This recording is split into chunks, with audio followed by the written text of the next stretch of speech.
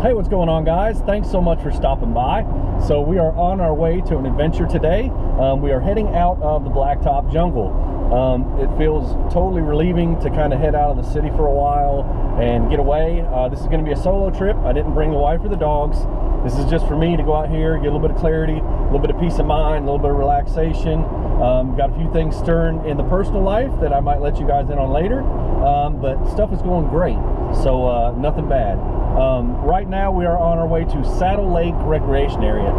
It's right around an hour outside of where I live. This is one of the lesser known places in the Tell City Forest District for the state of Indiana. Now, there are quite a few smaller places that we're going to start visiting because one of the misconceptions is there isn't a lot to do around here. Everybody wants to head west. Heading west is a great idea. There are a lot of places out there, a whole lot of wide open, but we have some pretty awesome stuff around here too. So it's going to be my mission to start showing you guys some of this more local stuff and start taking care of some of the more close to home areas. We don't get a whole lot of fanfare, but there's a lot of people that live out here that don't know that some of these places are accessible and some of these places are actually really cheap to go visit. There's a few on the list that are free. This one happens to be $5 to camp overnight. They have 13 camp spots, nothing huge, nothing amazing, but what is amazing is the scenery. Now, they have an awesome hiking trail going around Saddle Lake itself that we're going to check out some of, but the most important thing is it's just a beautiful area to visit. It's extremely hot outside right now, so I'm hoping there aren't going to be too many people there. We're making sure we stay hydrated, and we're going to just play it by ear. I do have plenty of water in the back. I have 7 gallons for myself to last the next day and a half, 2 days. So we're just going to hit it up, see what we can do, and take our time with it.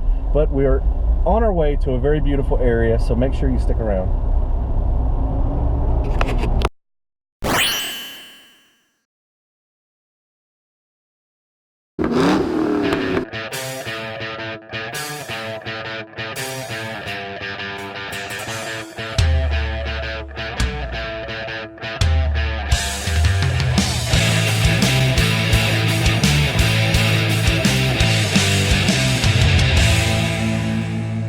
Alright, what a pain that was.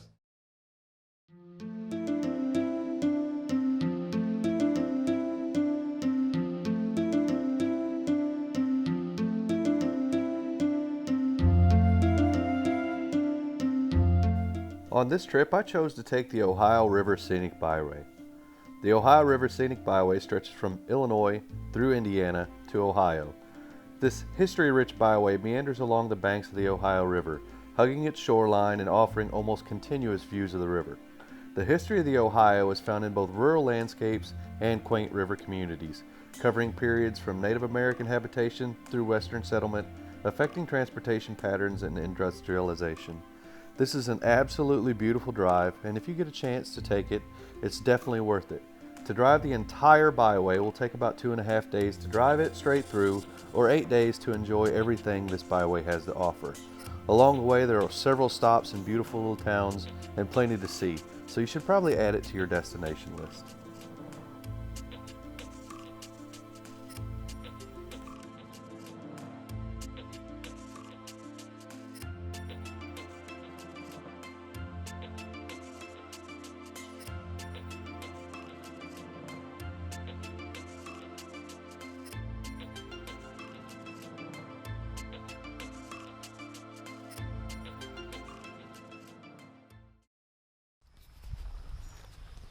So one of the bonuses of living in Indiana is the proximity to all the rivers here and just how beautiful it is. So this is a small place in Grandview, Indiana, and look at this, guys.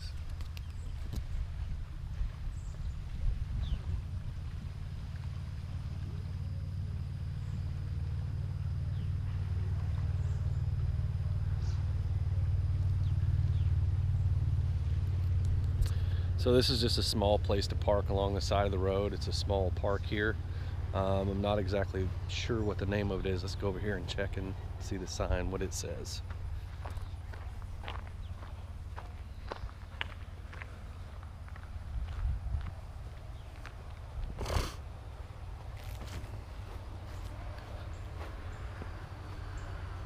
All right, So evidently this is Harold Schroeder Park in honor of 44 years of service to the town of Grandview, 1996. Awesome. So you've got a beautiful park named after you, sir. This is just absolutely gorgeous.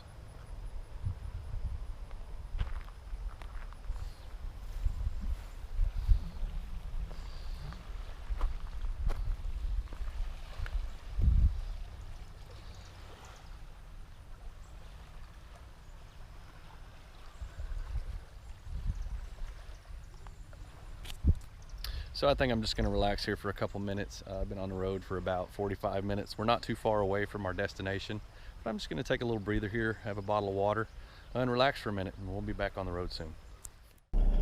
Just a quick little stop here in Grandview, just watching the boats go by. This is a beautiful little town. Just a nice, peaceful, little relaxing stop along the way, but it's time to get back on the road.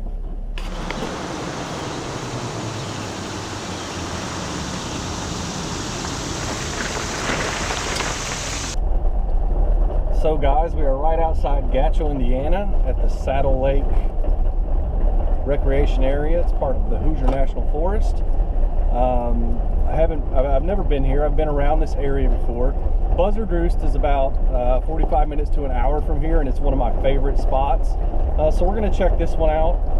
It's relatively close as far as geographically goes. It does take about an hour and a half to get here from where I was, depending on how many stops you take.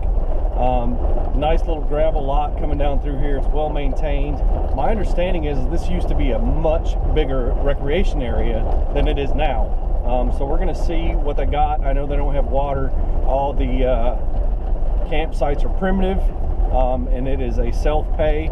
There should be an envelope and a box up here that you just drop your money off at. Put your license plate number, stuff like that on there. It's a nice shady little drive down through here. I'm hoping to, I guess, do a little bit of hiking around Saddle Lake. I don't know how much I'm going to get to do, but it's hopefully a beautiful little place. I've been looking at some of the topographical maps of the area, and I've actually been looking at some of the just regular GPS data from the area, kind of zooming in and checking stuff out from the air. I guess you could say from a top view perspective, and it's a nice forested area. I expect a lot of ticks. We've been out several times this year, and the ticks are just rampant. So I got to make sure I apply a lot of bug repellent, stuff like that when we get here, and start to set up the tent. But I will catch you guys as soon as we get to the campsite and start checking stuff out.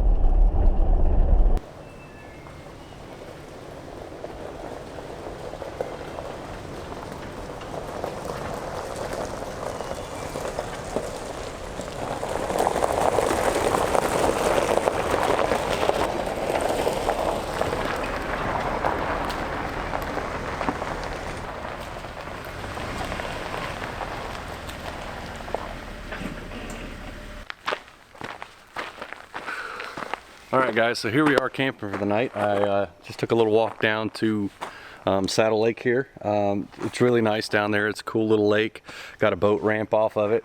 I picked this site because it's right in the direct light of the sun, so I'll be able to see it when I wake up in the morning. And also it gives me a spot that's close enough to put my tent right next to the fire, which is awesome. There's already a little bit of firewood here, but I'm going to go ahead and go around and scavenge some more and be back.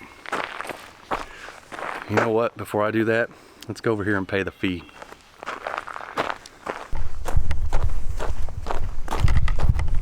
So at a lot of your state parks and national forests, stuff like that, they will have self-pay stuff.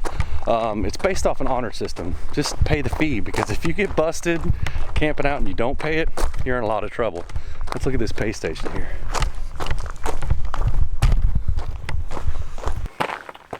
Alright guys, so here we are, little payment envelope.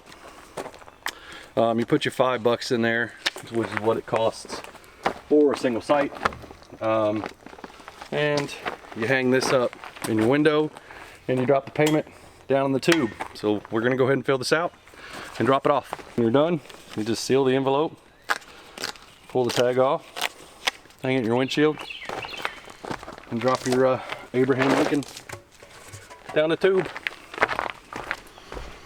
So we've got everything paid up. Now it's time to go ahead and set up camp.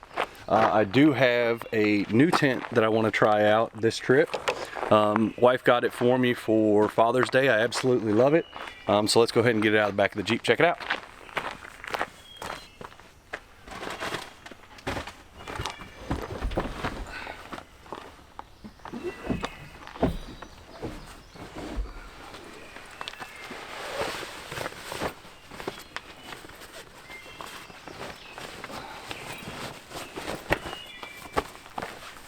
So here it is. It's a Kamp-rite tent cot. It's a tent and a cot all in one. Seems like a pretty good solution for a guy like me that just comes out here and camps by himself every once in a while. So let's go ahead and get it set up and see what it's all about.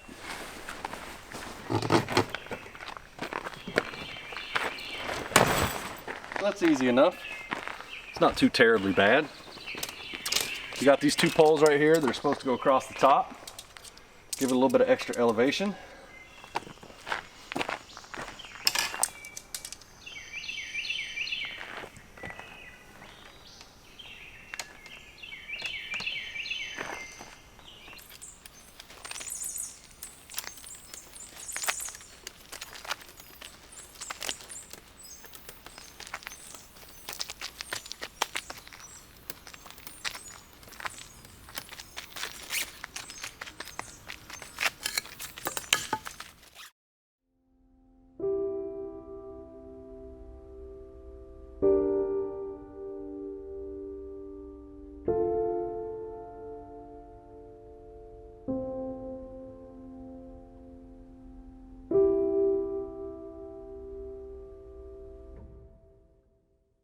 The fish that we're having tonight is just codfish fillets, and nothing crazy about them. We're not putting them in any breading.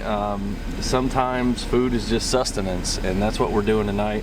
We're just making sure we got something warm in our bellies before we go to bed. It doesn't always have to be this crazy extravaganza. I know a lot of people that go camping / overlanding, they tend to try to overdo it with food to the point where it just becomes a hassle. Part of the experience, I understand, is, you know, trying to live your best life when you're off-road and out remote, but I mean, food is food. I don't know, I guess I got a detached feeling about food. So anyhow, let's go ahead and get away from that, and we just got some cryovac fish fillets here, so we're gonna go ahead and open these up and get them cooking. So we have got our fish frying away here. Seasoned it with a little bit of salt and pepper. Cooking up really nice. I think this is going to pair well with our dragon fruit and yum yum berry beer. Absolutely delicious. I went and checked out the lake a little bit earlier. Pretty cool stuff going on down there. It's not a big lake, it is a man-made lake. We will go down and check out a little bit more of it in the morning. There were a few boats down there, so didn't want to kind of disturb them, people down there fishing, especially since I'm just kind of, you know, down there to be a bit of a tourist and check a few things out. Definitely don't want to disturb the people that are down there as sportsmen.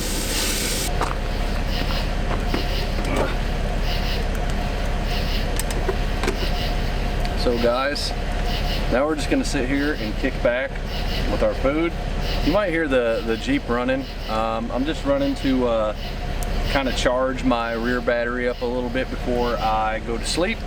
I'm actually going to be charging my camera gear and stuff overnight with the inverter in the back.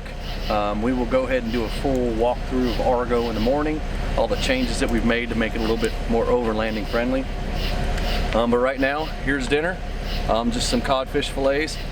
If you are looking for an awesome kind of space saver thing to keep in your camping box or drawers or whatever you got, I highly suggest one of these old school World War II Vietnam type mess kits. They're awesome, especially if you buy the ones that have the silverware with them. super handy. They fold up, they clean well. It's an awesome buy. I've used them for a long time now, but I'm gonna go ahead and dig in, have some food, drink a little bit more beer, and just sit back and watch my fire.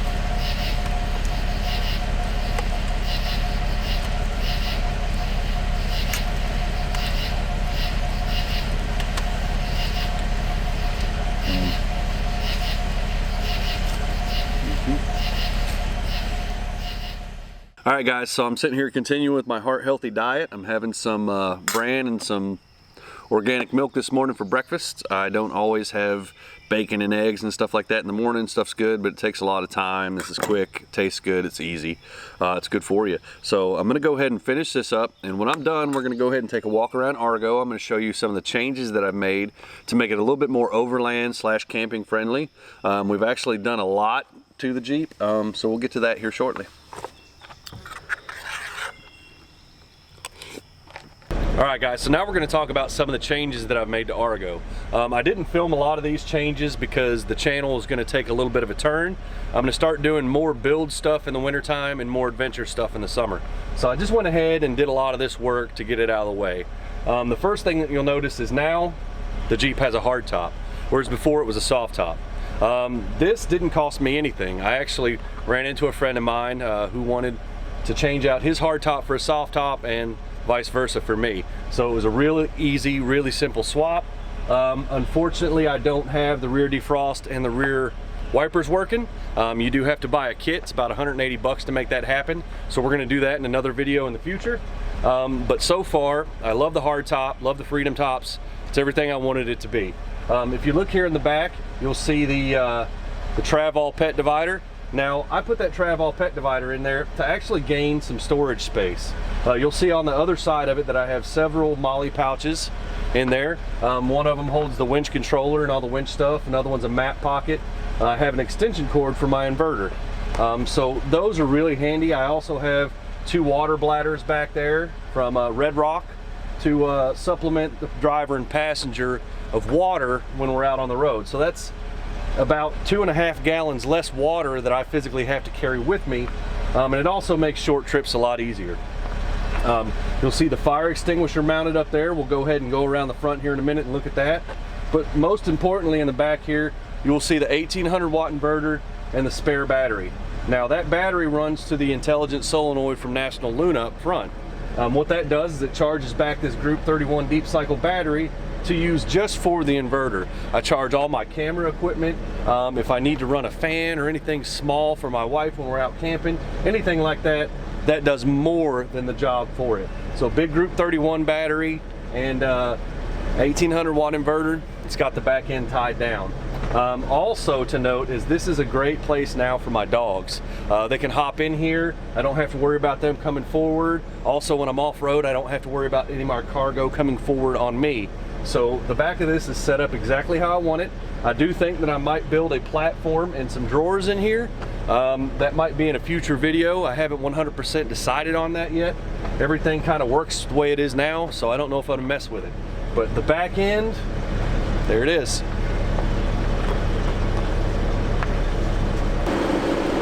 All right, guys, so looking at the Jeep from the front, you're probably gonna notice some changes here as well. The Jeep has undergone a 4-inch suspension lift. It is a TerraFlex base kit with shocks. Up front, I also have a JKS front track bar, and then the rear I have the same. Some of the other things that I've added to this kit are rough country adjustable control arms. Now the reason that I didn't go for the full TerraFlex kit is because I intended on going with an ARB kit for this. But unfortunately it was back ordered and I didn't have enough time to wait. So I went ahead and put the TerraFlex kit on, but I already had the rough country long arms ordered for it. So I went ahead and just pieced this together. The suspension works absolutely wonderfully. No problems with it. I installed it myself. I will do a small video on how I installed this lift kit at a later time. I mean, there's 1,000,001 lift kit installs on YouTube, so it's all relatively simple. You pull the axle out and you put the axle back in. Couldn't be more easy. So guys, taking a quick look at the cockpit, you'll notice here that I have a RAM mount with my Samsung Galaxy tablet here. If you look up here, this is actually my dual battery monitor for the front and the rear. So right now I am charging the front at 13.9 volts and the rear is hanging out right at 13.1 volts. I am able to run dual maps here, so that's very convenient. I can always track my progress here on Gaia GPS and watch my Google Maps here. You'll notice up top here that I do have a cargo organizer up there. That makes everything really nice and simple. I can keep my sunglasses or small things up there. Quite often I will pull all the extra keys off my key ring and just have the Jeep key in the ignition and have all those keys up there when I'm off-roading. Another thing to note here is I have extra USBs. So when I mount a camera up on the dash, I have additional USBs to go ahead and plug in here instead of running all the way back down here. Tying up the interior of the cockpit, you will see that I have a Rough Country MLC6. Now I do not have all of the switches done, but this far switch here is for the front lights. Also to note is my CB, which is mounted up here. So it's a Uniden Bearcat CB. It does wonderful, no problems with it. The rest of the CB is actually hidden under the dash. You can't see it or view it. Looking behind the seats, you'll see all the cargo organizers back here, to include the water bladder and all the additional pouches, and of course a fire extinguisher just in case things go a little bit pear-shaped when we're out on the trail, or if somebody else needs one. I also have a sunshade installed. It can be a little bit of a pain to get to the handles for the hardtop, the one in the center especially, but you can actually reach straight through and kind of do it, so it's not too bad. Now moving on, we're going to go ahead and talk about the very last thing that I've done here. And that is, of course, the tires that I'm running now. Now these are Kumho Road Ventures 35 1250 17s on the stock wheels that came with the Jeep. Now anybody that asks, yes, these were installed by Discount Tire. Yes, you can put a 1250 on a 7.5 inch wheel. It's perfectly fine. And better than that, they work wonderful. These are great tires. They're aggressive, but they are very quiet on the road. Shockingly quiet to me. I love these tires. I do intend on running them as long as I can, and I'm so pleased with them now that I might go ahead and run them again in the future. Haven't decided yet. Got to get a little bit more of a long-term test going on them, but so far they've been great. They do tend to catch a little bit of a rock and a lug, so that's a little bit of a problem. It does sling them out and you hear them bouncing off the bottom pretty often, but with such a wide lug, it's pretty common. I mean, any mud tire is going to do it. But so far, love the Kumho Road Venture tires. Kumho, great tire. Let's see what they do in the future. I will do a long-term review on them coming up. That's everything packed up. The fire is doused. Now we're going to go check out the lake again today and see what we can see down there.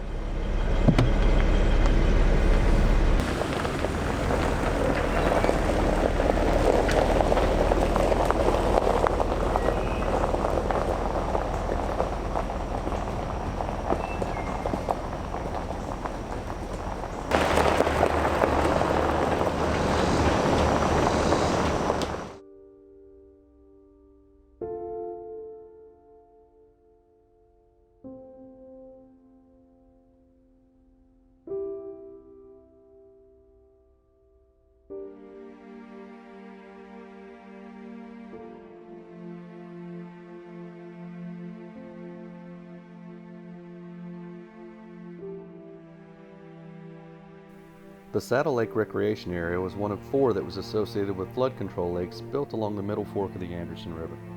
Saddle Lake once had a fully developed recreation area, but now only has a primitive campground, a boat ramp for the lake, and a hiking trail. This scenic, somewhat remote lake is an excellent place to get away from the crowds, and you will often have the place to yourself.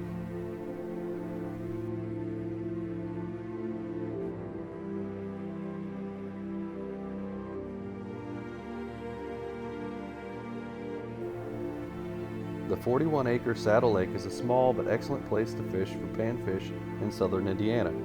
The lake offers many wooded shoreline hideaways and tranquil coves for fishing.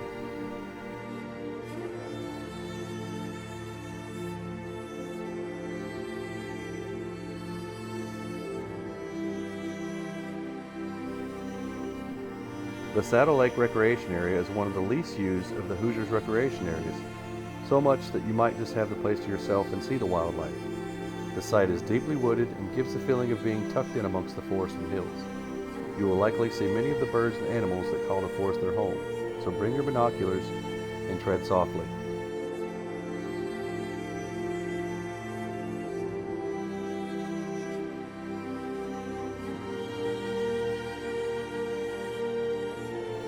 There are no designated swimming beaches provided at Saddle Lake. Indiana state law mandates that a person must not swim or allow a child or other person in their care to swim at a location other than a designated beach during designated hours.